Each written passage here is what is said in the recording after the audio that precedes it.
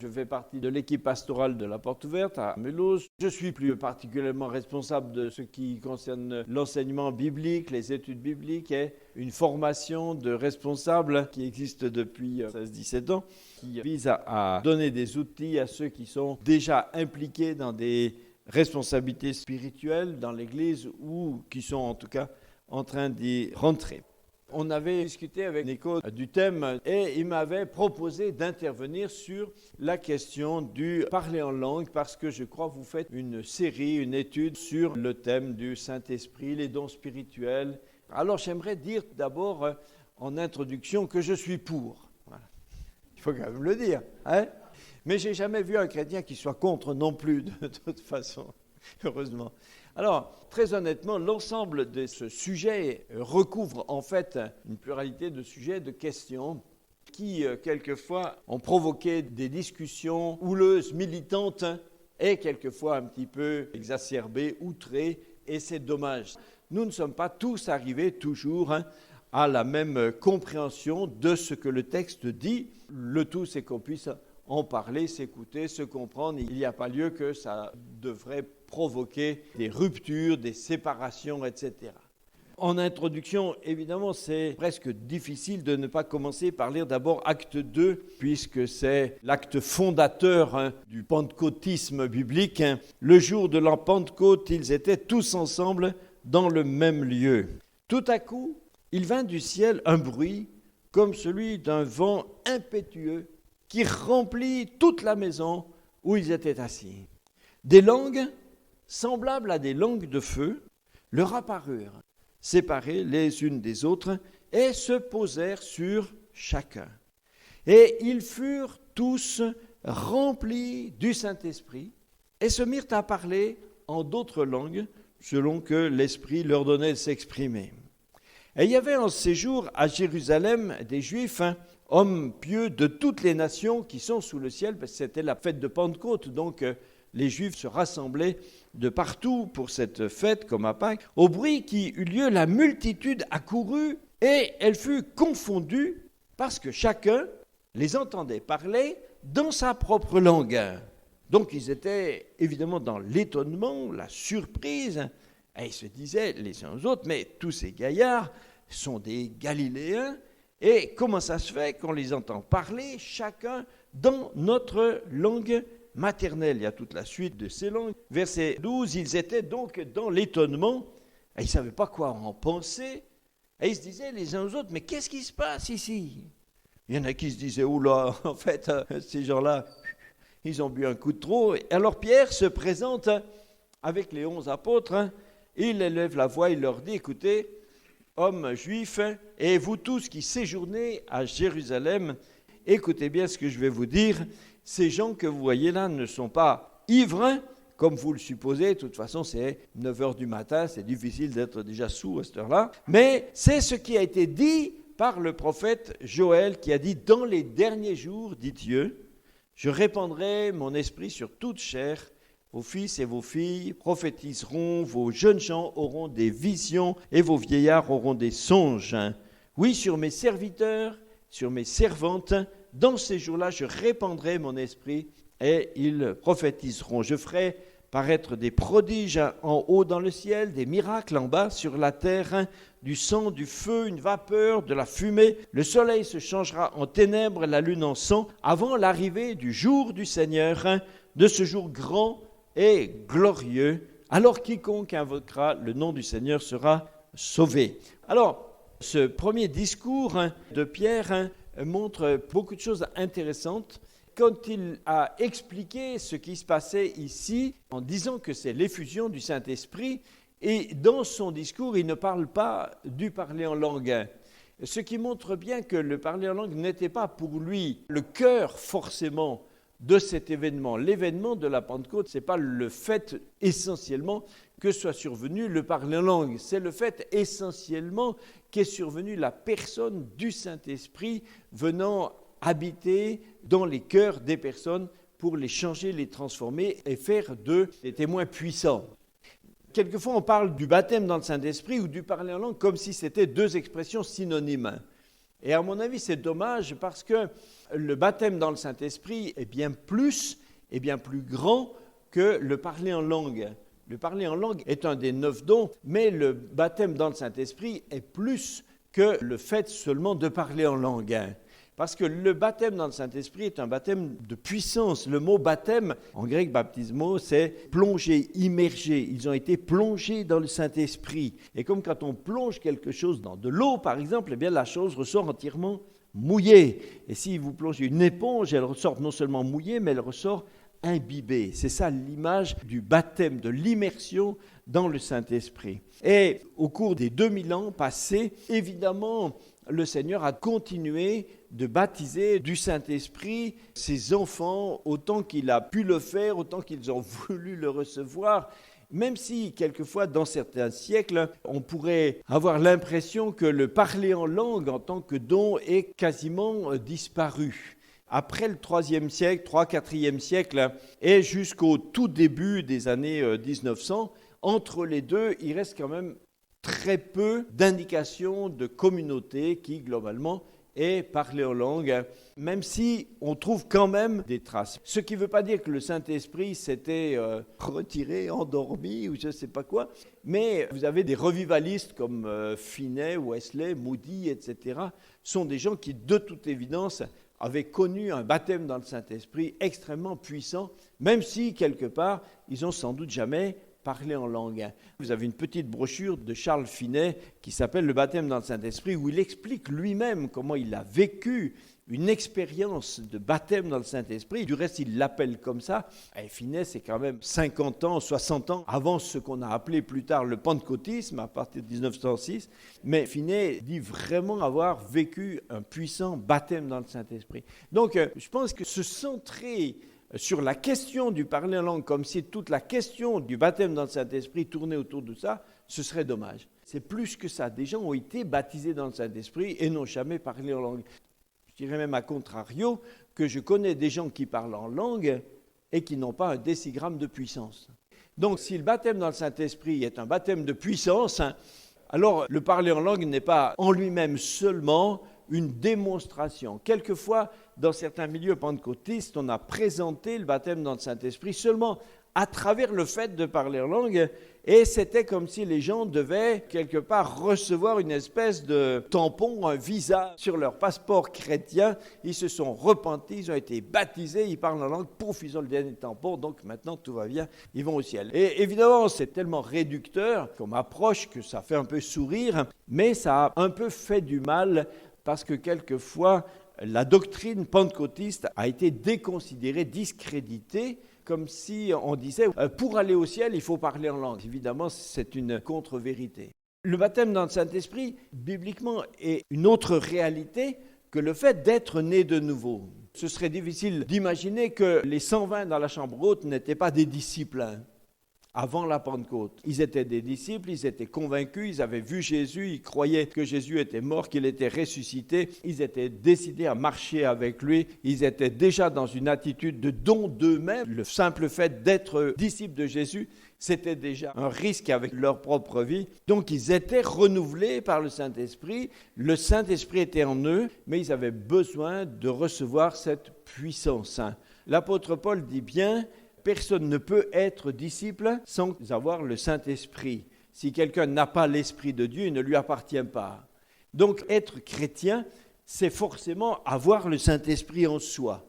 Parce que être chrétien, c'est avoir été régénéré par le Saint-Esprit, c'est avoir été amené de nouveau à une nouvelle vie, c'est être mort et ressuscité. C'est ce qu'on montre à travers le baptême d'eau, puisqu'on passe par la mort vers la résurrection. Mais le baptême dans le Saint-Esprit est, comme Jésus lui-même le dit très explicitement, il dit « vous recevrez une puissance ». Il ne dit pas « vous recevrez une nouvelle nature, vous deviendrez disciples », mais il dit « vous recevrez une puissance ». On ne peut pas servir Dieu sans avoir les armes de Dieu. Le parler en langue est un des dons, un des signes qui montrent cette effusion du Saint-Esprit, mais je ne pense pas qu'on peut le prétendre obligatoire comme s'il s'agissait d'une espèce d'obligation légale. Et par rapport au parler en langue, on a quelquefois fait valoir que dans la liste, dans 1 Corinthiens 12, dans laquelle on reviendra tout à l'heure, qu'il arrive tout à la fin, ce qui a permis quelquefois à certains de dire que puisque c'était le dernier, il était moins important. Et je trouve que l'argument est quand même pas très correct. Si vous prenez dans le fruit de l'esprit, quel est le dernier? Mais si le dernier, parce qu'il est dernier, on peut le négliger, ce n'est pas normal non plus. Ou dans la liste des 5 ministères, le dernier, c'est l'enseignant. Alors parce que c'est le dernier, il n'a pas beaucoup d'importance. On comprend bien que l'argument n'est pas juste. Tout ce que Dieu fait est parfait. Et si la Bible nous présente le parler langue comme étant un outil d'édification personnelle, je pense que c'est difficile pour je ne sais pas qui d'entre nous d'estimer que ça ne le concerne pas. Moi, en tout cas, je suis preneur pour tout ce qui peut me contribuer à m'édifier. Alors, on pourra demander au Seigneur, moi je ne prétends pas tout connaître, pourquoi pendant assez longtemps, des églises ont pu fonctionner, quelquefois avec une très grande puissance, sans pour autant connaître cette facette du Saint-Esprit. Prenez des gens comme les réformateurs, par exemple, Luther, Calvin, Zwingli, Zinzendorf, etc. Des gens qui ont bouleversé le monde par l'Évangile, qui ont mis leur vie sur l'autel, pour quelques-uns qui sont morts, même persécutés, etc. C'est difficile d'imaginer que ces gens n'étaient pas remplis du Saint-Esprit et qu'ils n'avaient pas vécu quelque chose de très puissant. Ce n'est pas humainement qu'on fait cette œuvre-là. Et pourtant, ils n'ont jamais parlé en langue. Alors, je ne sais pas pourquoi ces choses ont été un peu ignorées par l'Église pendant des siècles. En tout cas, c'est au début des années 1900-1906 que la réalité du baptême dans le Saint-Esprit, des langues, est revenue. Mais en général, on fait démarrer vraiment le pentecôtisme là, mais vous avez Mme Ethel Woodworth, au moins 30-40 ans avant, qui connaissait déjà ces choses-là et qui faisait des missions d'évangélisation tout à fait extraordinaires dans des quartiers très difficiles en Angleterre. Donc ça a toujours existé. Moi, je suis d'arrière-plan catholique. J'ai fait toutes mes études dans des institutions catholiques. J'ai fait toutes les années du collège en pension, au petit séminaire. Après, une fois que j'étais étudiant, j'étais à Grenoble, j'ai vécu une vie d'étudiant qui n'étudie pas beaucoup. Et j'ai perdu beaucoup d'années au campus en faisant beaucoup de bêtises. Quand j'avais 21 ans, j'arrivais au bout de mes années de sursis avant l'armée. Et une jeune fille avec qui je passais du temps m'a parlé de l'Évangile. Au début, il m'a parlé de Jésus. Je dis, ah bah oui, je connais. Ben, évidemment, je connaissais parce que je croyais connaître. Des renseignements, j'en avais, des infos, j'en avais. Mais je ne connaissais pas Jésus. Alors au début, je dis, oui, je connais tout ça. Mais elle m'a parlé évidemment d'une façon vivante, d'une façon réelle. Alors, au bout d'un moment, ça m'a choqué, puis ça m'a énervé parce que ça me remettait en cause. Ce n'était pas compatible. Alors, à un moment, je me suis fâché. Je dis, non, on ne parle plus de ça, ça m'énerve. On parle de musique, de cinéma, si tu veux, mais ça, non, ça, on laisse tomber. Alors, elle n'en a plus parlé. Mais une fois, elle m'a laissé un petit livre de Wilkerson qui s'appelait « La croix et le poignard ». Elle m'a dit, tu devrais lire ça. Bon, ok. Alors, je l'ai mis sur une étagère et puis un soir, j'étais chez moi et puis il devait être à peine 23 heures, je ne sais pas. Je dis, mais qu'est-ce que je vais faire à cette heure-ci? Et je ne savais pas quoi faire. Alors, j'ai pris ce livre parce que je ne savais pas quoi lire. Je lisais beaucoup. Et machinalement, j'ai pris ce livre et j'ai lu quasiment le livre d'un coup comme ça. Et ça m'avait complètement bouleversé. Tout d'un coup, j'ai pris conscience de qui j'étais. Je pense que c'est la première fois que je me regardais, quoi. Jusque-là, j'étais assez content de moi. Mais tout à coup, je me suis rendu compte que ma vie ne servait à rien. Pour ceux qui n'ont pas lu ce livre, c'était un pasteur aux États-Unis. Il était très jeune et le Seigneur l'a conduit à faire de l'évangélisation dans des quartiers extrêmement périlleux à New York. Et il n'était absolument pas de cette culture-là. Et en quelque temps, des choses extraordinaires se sont passées. Des chefs de gang se mettaient à prier, changer de vie, etc. Et en lisant ce livre, c'est comme si Dieu me disait, tu vois, regarde, voilà ce que je peux faire avec quelqu'un qui se laisse faire. Et en image, ça me renvoyait mon image à moi. Et c'est comme si à chaque page, je me disais, mais moi, je sers à quoi? Tout d'un coup, je me suis rendu compte que je ne sers à rien. Et c'était une découverte vraiment déconcertante. Alors, je ne peux pas dire que je sois sorti de la lecture de ce livre converti, mais en tout cas, j'étais retourné. Je savais que je ne pouvais plus continuer de faire semblant, je ne pouvais plus continuer juste de chercher à m'amuser. Et puis voilà, et du reste, j'étais très pessimiste. Donc ça m'a beaucoup changé. Et une fois, cette jeune fille qui habitait à ce moment-là en Normandie était de passage à Grenoble avec un pasteur qui intervenait beaucoup dans le mouvement des hommes d'affaires chrétiens du plein évangile. Elle m'a dit, on a une réunion et tout ça. Je dis, bon, ok, je vais aller. Alors je suis allé à cette réunion, c'était chez une dame, une petite réunion dans un salon, c'était 10 personnes à peu près. Alors je suis arrivé là et les gens me regardaient un peu curieusement, parce que j'étais un peu hippie. J'avais les cheveux très longs, des bagues partout. Et à l'époque, je portais un grand manteau en poil de chameau, en plus court, mais un peu comme dans Il était une fois dans l'Ouest. Et puis un grand feutre noir, tout ça. Alors j'avais mon tabac, je roulais mes cigarettes comme ça. Non, c'est un style, quoi. Bon, évidemment, dans la réunion, ça faisait un peu chercher l'erreur, quoi. Donc ces gens ont parlé de l'Évangile. Et à un moment, la dame qui recevait la réunion avait un fils handicapé, adulte. Elle était très chargée. Et tout d'un coup, pendant la discussion, il m'est revenu dans ma tête un verset biblique de mes antécédents en institution. Alors, tout d'un coup, je lui ai dit, mais moi, j'aimerais dire quelque chose. Bon, ils n'étaient pas très chauds, mais ils m'ont laissé quand même. Et j'ai dit, voilà, le Seigneur a dit, venez à moi, vous tous qui êtes fatigués, chargés, et je vous donnerai du repos, car mon joug est facile et mon fardeau est léger. Alors, ça a fait un peu comme un blanc. Et parce que c'était vraiment, quelque part, la parole que cette dame avait besoin d'entendre pour elle-même. Et alors le vieux pasteur qui était là était un homme très charismatique et qui connaissait les choses de l'esprit, qui prophétisait. Alors Dieu lui a parlé, il a tendu la main vers moi et m'a dit « Tu serviras le Seigneur ». Au moment où il me l'a dit, je savais que ce n'est pas lui qui me le disait, je savais que c'est Dieu qui me parlait. Si quelqu'un n'a jamais vécu quelque chose comme ça, c'est très étonnant parce qu'à cet instant, je n'étais pas chrétien au sens technique du terme, mais je savais que Dieu me parlait. Et à ce moment-là, j'ai décidé de marcher avec le Seigneur. Je suis devenu chrétien. Je suis sorti de cette réunion, j'étais un chrétien, j'étais sauvé. J'étais rentré perdu, je suis sorti de là, j'étais sauvé, j'étais transformé. Je savais que je vivrais avec le Seigneur et que je servirais le Seigneur. Pour moi, le salut et l'appel au ministère, c'était un kit, c'était un ensemble, c'était tout en même temps. Mais à travers ce vieux monsieur qui s'appelait Émile Dallière, ce vieux monsieur nous a beaucoup aidés et il nous a instruits dans les choses de l'esprit, dans le baptême dans le Saint-Esprit, les langues, etc. Lui-même avait amené un réveil vraiment charismatique jusque dans un monastère en Normandie. Et j'étais allé une fois, et je me rappelle des religieuses qui étaient là pour toute leur vie, qui étaient maintenant dans la vie de l'esprit, qui louaient Dieu en langue. C'était quelqu'un de très spécial. Quelques jours après cette réunion, j'étais incorporé au service militaire. Alors évidemment, la question des cheveux, ils s'en sont occupés tout de suite. Ils se sont moqués de moi d'ailleurs. Et après, donc, j'étais à l'armée. Ma première perme, cette jeune fille qui est aujourd'hui ma femme, était de passage. Elle m'a dit, tiens, on pourrait aller en Suisse, j'ai des amis chrétiens là-bas. Donc on est allé là-bas. Et j'étais dans une soirée, je fais vite, mais dans une soirée, j'étais vraiment délivré d'esprits mauvais. Après, on a prié et j'ai commencé à parler en langue. Pour ceux qui ne connaissent pas, le parler en langue, c'est le fait de parler dans une langue qu'on ne connaît pas, qu'on n'a pas apprise. Et comme on ne l'a pas appris, en fait, ce qu'on dit, notre tête ne sait pas ce qu'on dit.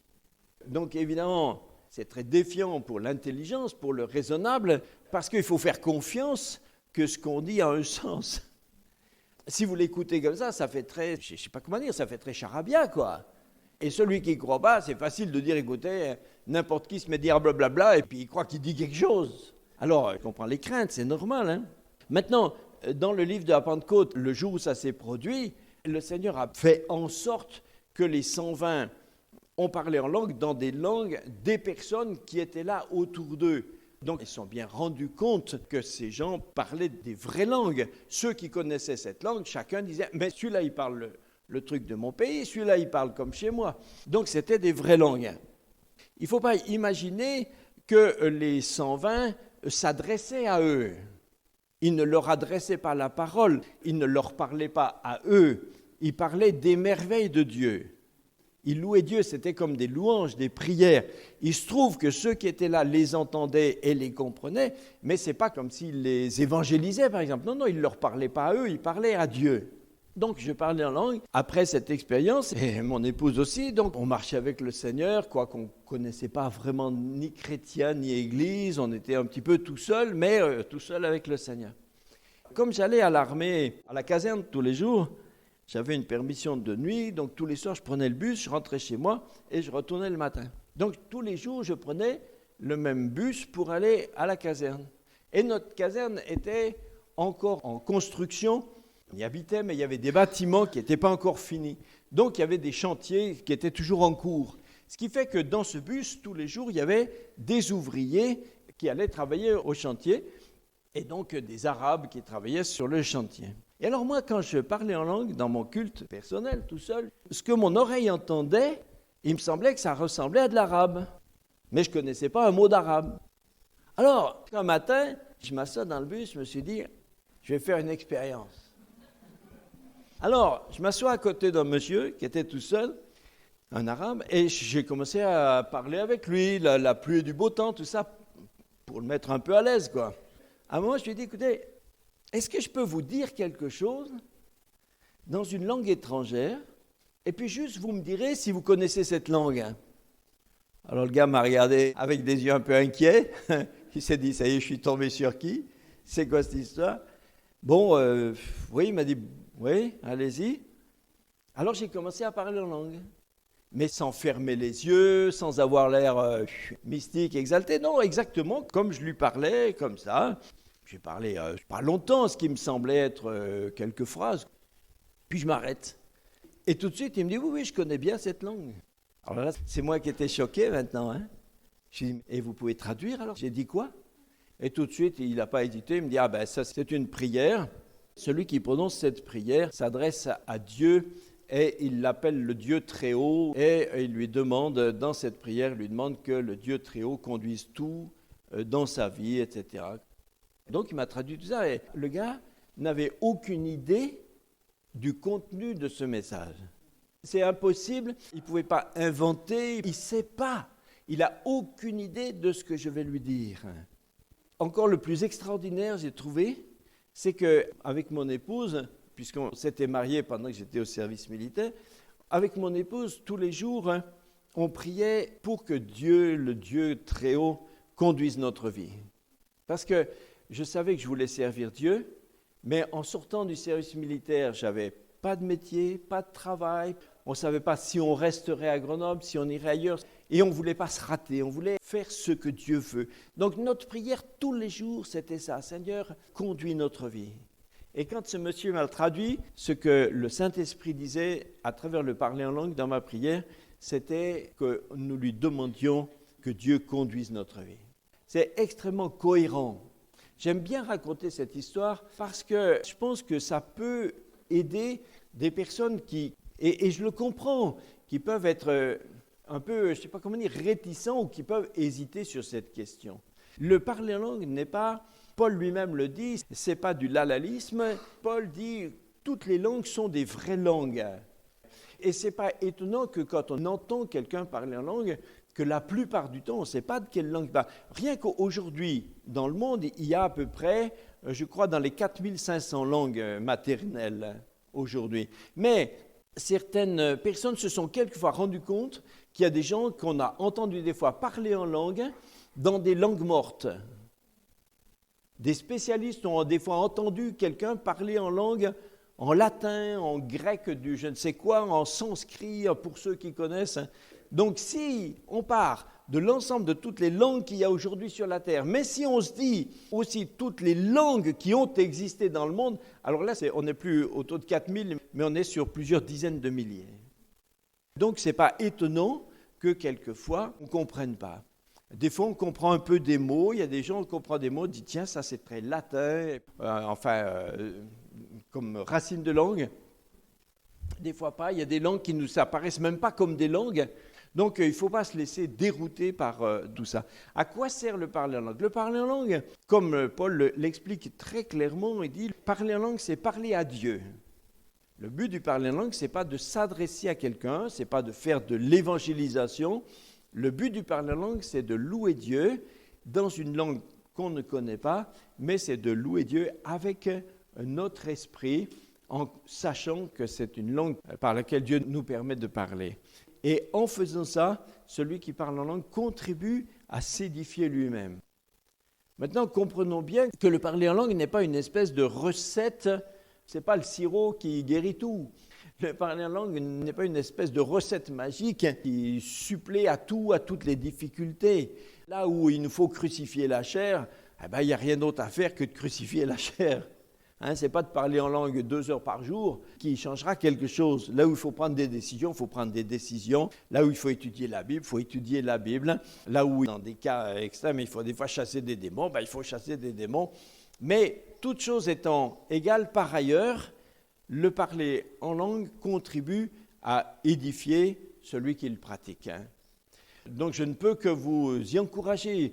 Je sais qu'il y avait un temps, je ne sais pas si ces livres sont encore très lus aujourd'hui, mais des auteurs qui étaient un petit peu plus que réticents par rapport aux dons spirituels et au parler en langue, des auteurs chrétiens qui étaient totalement hostiles, ont quelquefois mis chez des chrétiens une peur. Attention, en parlant en langue, une langue que vous ne connaissez pas, vous ne savez pas, vous pouvez recevoir un mauvais esprit, etc. Donc, je sais qu'il y a des gens qui ont lu des livres comme ça, mais j'aimerais rappeler que le Seigneur lui-même a répondu à cette question en disant qu'aucun père ne donnerait quelque chose de mauvais à son enfant.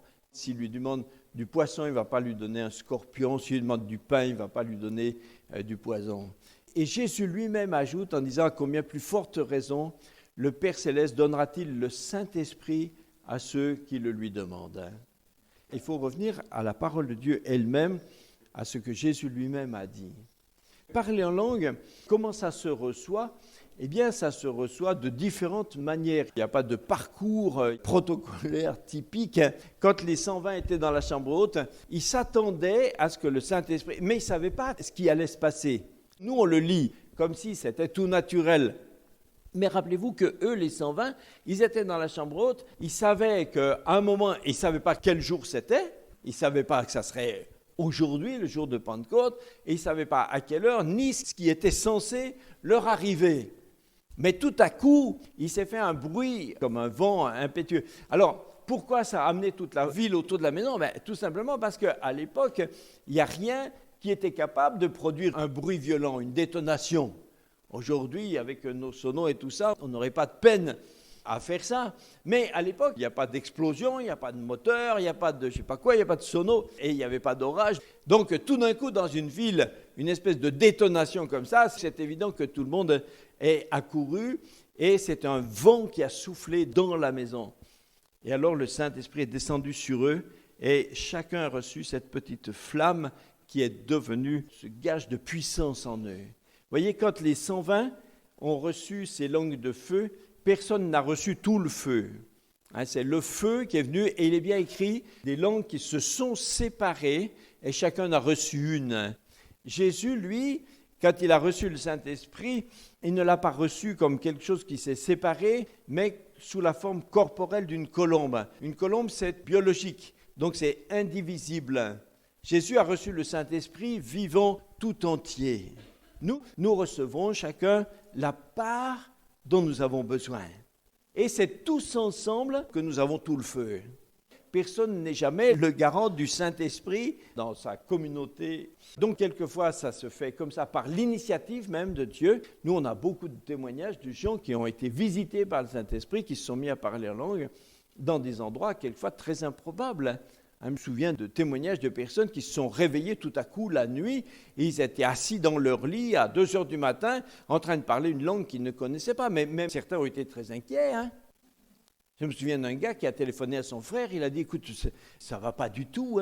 Je me suis réveillé, je parle entre choses. Son frère lui dit, bouge pas, j'arrive, bois une tisane. Mais les gars, ils étaient affolés.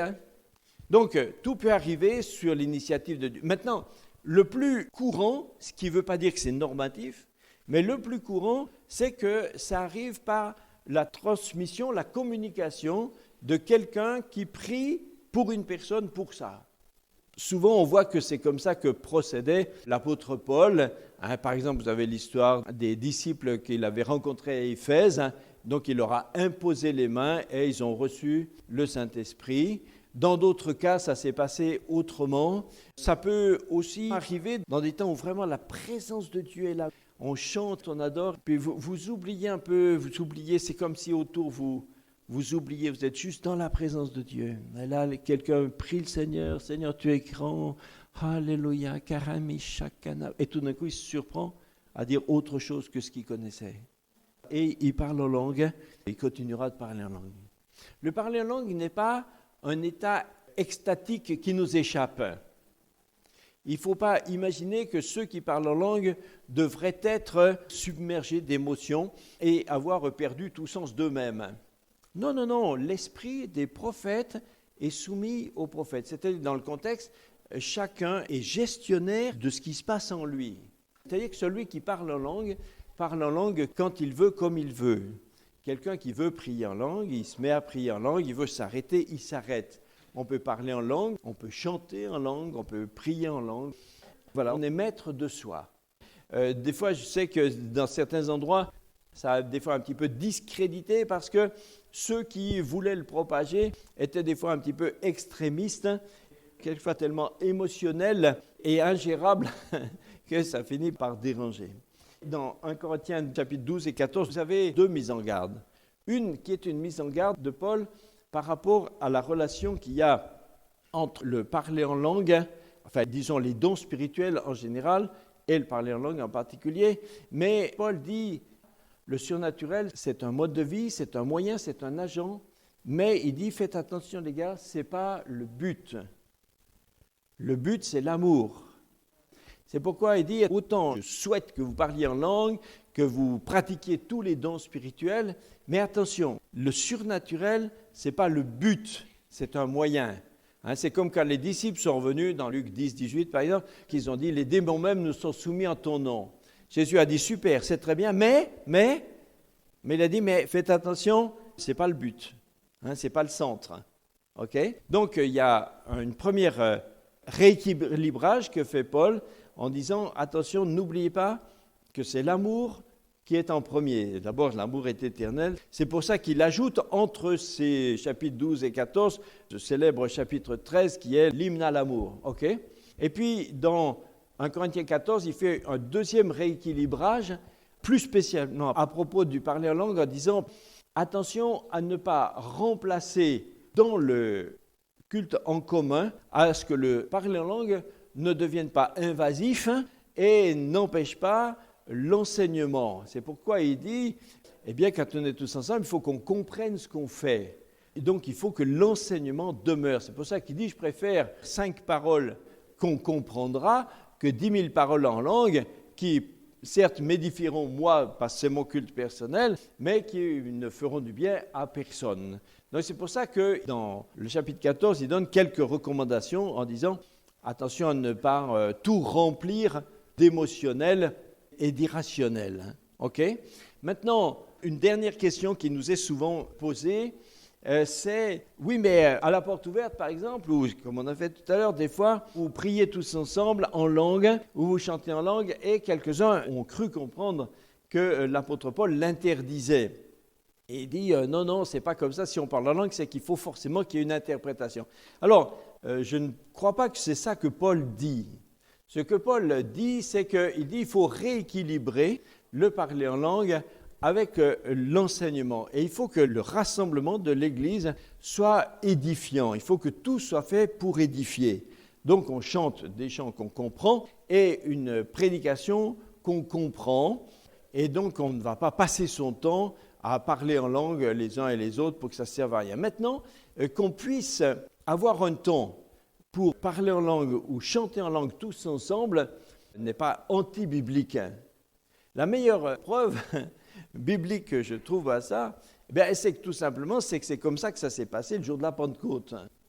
Parce que si quelqu'un devait dire, c'est totalement anti-biblique de parler en langue tous ensemble, alors je dis, c'est dommage, il aurait fallu avertir le Saint-Esprit avant acte 2, parce que c'est quand même ça qui l'a conduit. Donc, sérieusement, si l'événement fondateur de l'irruption de la vie de l'Esprit dans l'Église a commencé comme ça, c'est difficile de croire que ça doive devenir quelque chose d'interdit, entre guillemets, par la suite. Maintenant, des exagérations de toutes sortes doivent toujours être combattues.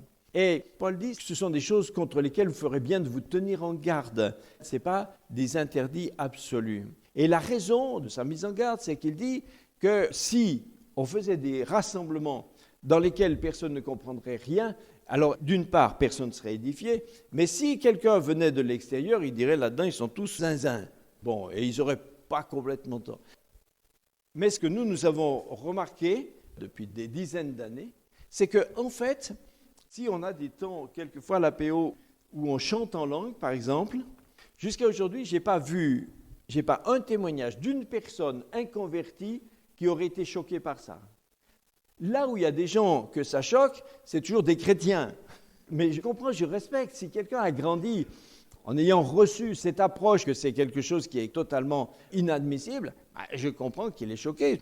Maintenant, il faut aller un peu plus loin. Par contre, on a je ne sais combien de témoignages d'inconvertis qui disent avoir été complètement bouleversés positivement pour chercher Dieu à travers ces temps de parler en langue, à travers ces temps de chant. Des personnes qui disent, mais la prédication, je ne comprenais rien. Mais quand il y a ce moment-là où vous chantez tous dans des... Mais comment vous faites pour préparer ça, hein? Mais j'ai cru que j'étais au ciel. Les gens voient le ciel s'ouvrir, hein, et après on peut discuter, parler, etc.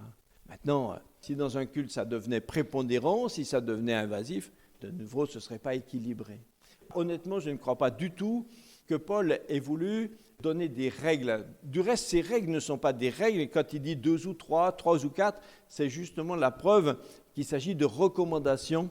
Ce n'est pas l'énoncé d'un règlement intérieur. Moi, ce que je voudrais juste vous laisser comme témoignage, c'est que la vie chrétienne et la vie de l'Église est souvent une suite de recherche de points d'équilibre. Toute Église vivante est toujours dans une sorte de recherche d'équilibre. L'équilibre entre l'édification des membres et l'évangélisation de ceux de l'extérieur. L'équilibre entre le souci des âmes et le souci de la mission. L'équilibre entre ce qu'on fait et ce qu'on vit. Et les dons spirituels, ils rentrent aussi là-dedans. Je nous invite chacun à dire, comme une parole a été donnée tout à l'heure, pour ne pas rester en deçà de ce que Dieu veut nous donner. Dieu veut faire beaucoup pour nous. Et certaines choses peuvent des fois nous désarçonner, nous faire peur. Et souvent, on n'aime pas perdre le contrôle. On n'aime pas perdre le contrôle. L'idée même, pour beaucoup de personnes, l'idée de prononcer des mots sans savoir ce qu'il dit, pour certains, l'idée en elle-même est inadmissible. Et je le comprends d'un point de vue rationnel. Mais, quelque part, il y a aussi un défi d'accepter ce que Dieu dit, de ce que Dieu fait. On peut bien expliquer tout ce qu'on veut, mais l'apôtre Pierre dit, à la fin de son discours dans Acte 2, il dit que la promesse est pour chacun en aussi grand nombre que Dieu les appellera. Ce n'était pas une histoire temporelle pour l'Église apostolique du 1er siècle, c'est pas, non, c'est la vie normale de l'Église. La vie normale de l'Église inclut le surnaturel. Elle inclut le surnaturel, et par définition, le surnaturel, nous dépasse. Et il faut accepter que Dieu ait décidé d'agir de la façon qu'il a décidé. Qui sommes-nous pour expliquer à Dieu qu'il aurait mieux fait de faire comme ci ou comme ça? Alors ça, pour le coup, c'est déraisonnable, hein, frères et sœurs. Moi, je vous propose un petit défi, c'est de dire chacun, Seigneur, je suis d'accord pour vivre avec ton Saint-Esprit comme tu le veux, comme tu as décidé pour l'Église en général, comme tu as décidé pour ma vie, personnellement, je suis d'accord pour que tu mettes dans ma vie tout ce que tu veux. Garde-moi d'être timoré, garde-moi d'être légaliste, garde-moi d'avoir peur, garde-moi de l'incrédulité. Et Seigneur, fais avec moi tout ce que tu veux. Seigneur, puisque tu as dit que les disciples devaient être remplis du Saint-Esprit, alors moi je veux être rempli du Saint-Esprit. Puisque tu as parlé de baptême dans le Saint-Esprit, de baptême de puissance, je veux le baptême de puissance. Puisque tu as dit que tu nous as donné des moyens pour nous édifier, je veux tous ces moyens. Seigneur, fais-le dans ma vie, quand tu veux, comme tu veux, de la façon que tu veux, mais je ne veux pas moi-même me constituer un obstacle dans ce que tu veux faire. Voyez? Si on fait une prière comme ça, c'est une prière biblique quand même, non? Hein? Maintenant, si vous la faites, c'est comme si vous appuyez sur le bouton. Mais c'est le Seigneur qui va faire derrière. Les 120 ne savaient pas ce qui allait leur arriver. Et vous non plus. Mais avec le Seigneur, il peut quand même arriver que des bonnes choses. Donc pourquoi pas lui dire, Seigneur, mets dans ma vie tout ce que tu veux. Puis vous laissez le Seigneur faire. Ça va? On va prier. Alléluia. Seigneur Dieu, ta parole est une parole tellement extraordinaires et tes projets, tes stratégies nous dépassent tellement. Seigneur, tu es d'une sagesse, d'une intelligence. Seigneur, tu es omniscient, tu connais tout. Tout est parfait devant toi. Tu agis d'une manière juste. Tout est chez toi empreint de justice, d'amour, de sainteté. Seigneur, et tu as dit que c'est toi qui construis l'Église. Personne ne l'a construit d'autre que toi. C'est toi qui l'as bâti. Tu as dit, je bâtirai mon Église. Mais c'est toi qui en es le chef et c'est le maître. Les puissances d'en haut, de la mort même, du diable, ne l'emporteront pas contre l'Église. Seigneur, je te prie de bénir cette assemblée. Merci pour tous ces chers frères et sœurs qui sont là et qui t'aiment de tout leur cœur. Merci Seigneur. Je te prie Seigneur pour que chacun puisse vivre dans cette pleine dimension avec le Saint-Esprit, qu'il puisse les conduire dans l'effusion de l'Esprit, dans le baptême dans le Saint-Esprit, qu'il puisse les conduire à rechercher, à être ensuite tous les jours remplis du Saint-Esprit. Permets que les dons spirituels se multiplient, que la prophétie, les langues, l'interprétation, les paroles de sagesse et de connaissance, le discernement des esprits, les miracles, la foi, puissent se répandre tous les jours, la prophétie se répande dans cette Église de plus en plus. Donne, Seigneur, à tes enfants, aux jeunes gens, à ceux qui sont plus âgés. Merci, Seigneur, donne-leur chacun la part qui leur convient, puisque tu as dit que c'est le Saint-Esprit qui donne à chacun comme il le veut. Mais, Seigneur, tu as dit aussi, Seigneur, que chacun puisse aspirer au don spirituel. Je te prie, Seigneur, que tous aspirent dans la légitimité de ta parole, de la Bible, au nom de Jésus. Maintenant, je vous invite à, chacun avec vos mots, à le dire au Seigneur, comme vous voulez, dans votre cœur. Voilà, dites-lui, je vous invite à le dire. Seigneur, je veux vivre tout ce que tu as prévu. Je veux vivre tout ce que tu as prévu pour moi. Je veux être rempli du Saint-Esprit. Je veux, si tu le veux, je veux parler en langue. Je veux te louer, te glorifier et m'édifier. Je veux prophétiser. Merci Seigneur. Donne-moi de parler en langue et d'interpréter. Fais grandir en moi toutes les choses de l'Esprit, la vie de l'Esprit. Au nom de Jésus, garde-moi Seigneur de toute incrédulité et de la peur. Au nom de Jésus. Merci Seigneur. Amen.